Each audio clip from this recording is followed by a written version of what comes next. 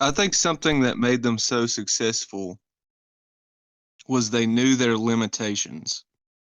You're talking about they knew very well that they needed the ecosystem. They needed like a spiritual connection. They needed a leader. They knew these things. They knew that they had limitations, and they set up their whole society to like, you know, buffer everything, to, make everything more robust and connected. And I think that's a really beautiful thing. And I don't know why, just listening to you guys talking,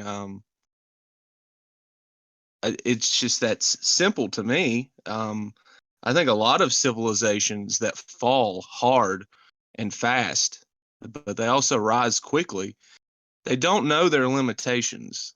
They don't care. They think they can do anything. They think, I don't know what they think. They think they're gods or something, and they just take it way too far, and the rug gets pulled out from underneath them. And for whatever reason, the Egyptians, they made it the longest, it seems. And I think it revolves around this knowledge of their limitations, of exactly what they are, as people, and what they need to blossom, to flourish, to open up like a flower, like you were saying, and really harness the power of the Nile and all of the seasons, for their agriculture.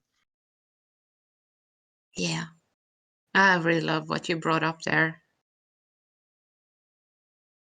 Me too. It actually was like I think it was like the Byzantine Empire at some point conquered them, and then they closed all of the temples, and that's when it ended. I think it was like I guess like I guess you could call it the age of Pisces already.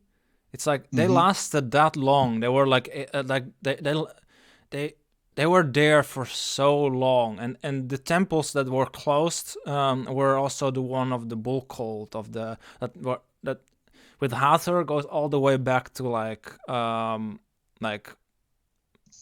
it's very very ancient stuff. But it's Yeah. also like cool with like the I guess like how they did this with their agriculture, like how they did it in such a like good, well thought out manner, that they could then build all of these like wonderful structures and all of these think about all of these things, these buffers and all of these things, and then figure out all of this other stuff and build the pyramids and make all of these like amazing things, all of this art, the symbols, and yeah, doing all of these things there. I mean, and then there's still like the thing in like some of their temples. They would take like mushrooms together. I think you had brought it up one time, Neirum. Mm-hmm. They ate the blue water lily, um, and that was a psychedelic, flower that grows around there, grows on the Nile, I believe. And they had, pictures of this everywhere, and depictions of the third eye, often with a image of a cobra, uh, a hooded cobra coming out of their forehead. Um, so yeah, they definitely knew what psychedelics were, used them, and I don't know specifically about mushrooms, but I do know for sure about the blue water lily and perhaps some other types of psychedelics, um, that they used, as a part of their spirituality, um, and connection to the divine.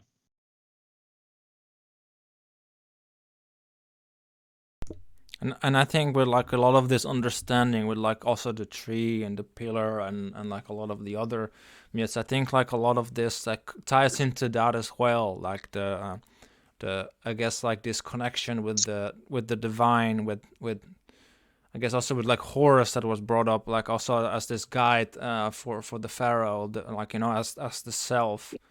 It's like Yeah. they had this I guess like this connection with like the land, but also with the I guess what we call nowadays the unconscious, and like with these different parts of themselves, and they figured this thing out, and knew how to do this dance together with these different parts, but also like with the river Nile, and like I guess like even like the symbol of like Ma'at with the scales. I guess like they really knew how to get that those scales right.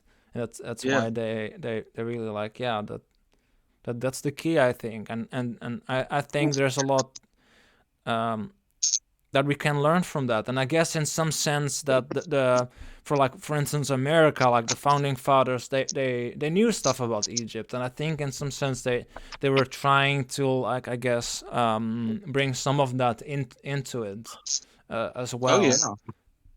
Oh, there's even the scales of justice, just like the scales of Ma'at. Like our whole court system is based off of Egyptian religion. Like there's a lot of stuff in there, like where you know, you're in front of a judge and he's like a god or something. He decides your fate, whether you're thrown in jail or not. And they have, justice has no eyes. It just, weighs things out on a scale. You have this woman, Justice, and she has a blindfold on. Yeah, we've created our whole other mythology or story, imagery, metaphors, whatever you want, in America with a lot of borrowed iconography from Egypt.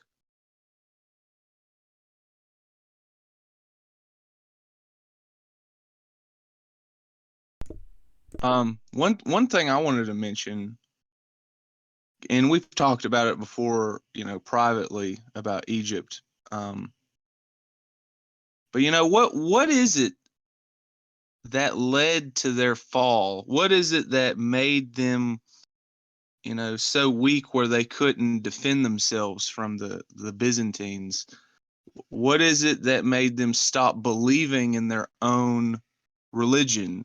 They kind of, seems to me they like lost their way, they lost their spirit. It didn't have the same effect as it did on the earlier Egyptians as the later Egyptians, and also they never really expanded their territory like the Romans. They just kind of hung out. And I'm not saying that's a good or bad thing. I just think it's interesting to me because many other empires, would go out and conquer everybody and spread their civilization and build cities and roads and all this type of thing. But, Egypt didn't do that. And I wonder I why thi- that is. I think Egypt was super centralized. For example, in Roman Empire, you may had an emperor and you didn't have a clear dynasty, like, okay, you had his family for some centuries, but always there was competition. They Yeah. would take him down. In Egypt, it was crucial to be in the original land near. For example, Egypt at its very high point, it expanded up to modern day Turkey almost, Okay. and also reached out to Western Africa as well. Like it became very big and covered a big part of Ethiopia as well, but and had colonies, but it was always very, very tied to the people, tied to the certain area, like because they were godified in a sense, Yeah. and the places were sacred, they wouldn't dare very far from their original places and temples. And also, like it started to fall a lot ancient Egypt after the conquering by Persians. Right. When Cambyses the second, I think, like the grandfather of Darius, he conquered Egypt and he slew the bull of Apis. He became crazy, and Egyptians didn't like him, and also there was a mistrust between Egypt and Persia. Let's not forget that Egyptians had very good relationship with the Athenians. Yeah. In 2 points, they wanted to revolt and they called the Athenians to help them against the Persians. There is one word, like public word by Demosthenes about this. And Demosthenes discourages Athenians to help the Egyptians because they don't have the resources. And it is the same reason why Egypt didn't fight Alexander the Great. It is one of the areas that welcomed him. So one big part was the Persian. The second part, I think, and it is because Egypt didn't rise after the castration by the Persians as a political power again. It became its culture, its resources, and its land, little by little, something crucial for its empire that came after. But little by little, its role as a core Egypt got demoted.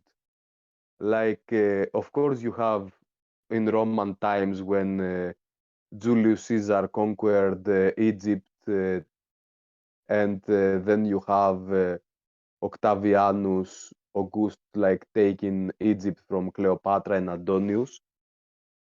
You have Egypt as a Roman territory, and it is one of the crucial territories, like all the Alexandrian sophists and mysticists that later became even Christian Gnostics or philosophers, alchemical philosophers and such. They came from Egypt culture, and Yeah. you have Egyptian high royalty. You have people like with Greek origin that they still follow the Egyptian way of style. And the Egyptian, they learn Coptic, they learn the Egyptian rites. It is very important. And even in Egyptian Christianity, like the Coptic one, you have Saint Christopher depicted as Anubis. Whoa. Okay. I can share the picture. Like it is Well, he was so Yeah. the dog guy, right? Saint Christopher. Like Yeah, Anubis is the jackal-headed, so it makes perfect sense. That's yeah, that makes a please lot of please sense share. actually. Actually, I think the event with Saint Christopher happened near Egypt. So he may be completely a retcon for Anubis. Whoa. For the entire episode, please check out the description or click on the end screen. And maybe see you next time.